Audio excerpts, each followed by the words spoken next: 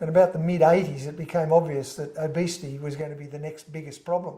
Overweight and obesity is a worldwide phenomenon at the moment. 70% of the total population is overweight in Australia.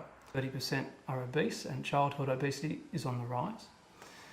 And what we've come to notice is that population programs to deal with this haven't worked.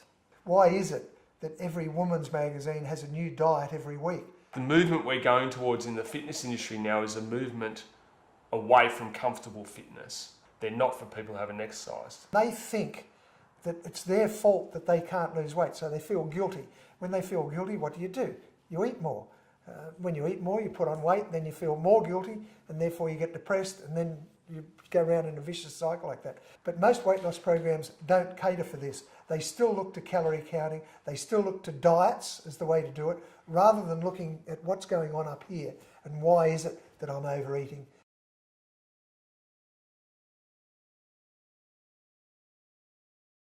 So one of the big things I think we've done wrong for many years is just talked about weight loss being, or healthy eating just being a willpower thing. You know, you have failed, you are a loser because you cannot lose weight, you do not have enough willpower. And that just isn't true. If we can change that way of thinking, that's probably all we've got to do, because it's not the food that's causing it, it's the thinking that's causing the food and causing the other things that go with it. We are an obesogenic environment, which means you are surrounded by cues and clues and demands on you to eat and consume. And it's extremely hard to avoid. And we know that public health doesn't work because, again, trying to stop people from eating delicious food and forcing them to go out and exercise just isn't going to work. So you're going to have to come up with something different. How do you build a great weight loss program?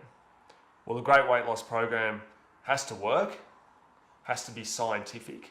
There are things that we can do now, where there are tools that we can use, there are movement sensors, there are wearable devices that we can use, meal replacements, for example, that are now scientifically validated, all to add to the sensation and to the benefits of weight loss. You're going to have to think about ways in which people aren't doing things that are going to be beneficial towards their health and towards their weight.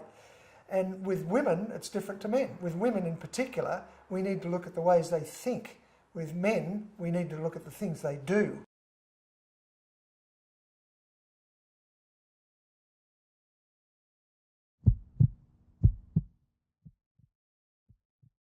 It's clear that managing overweight and obesity has to be an individual response. It doesn't mean on their own, it means with support. One thing that struck me was that when you're working at the individual level, it's very, very difficult to get people to change behaviours in an obesogenic environment. So our approach is not only scientific, but we work with groups and we work with individuals. And probably most importantly is that we train facilitators who help these groups and individuals to the highest possible standard. As far as the facilitators go, it's our job to make sure they're as well trained as possible. So we've developed a program that is scientifically rich, full of knowledge and new skills. It's guaranteed to provide you with the best possible facilitators for this program.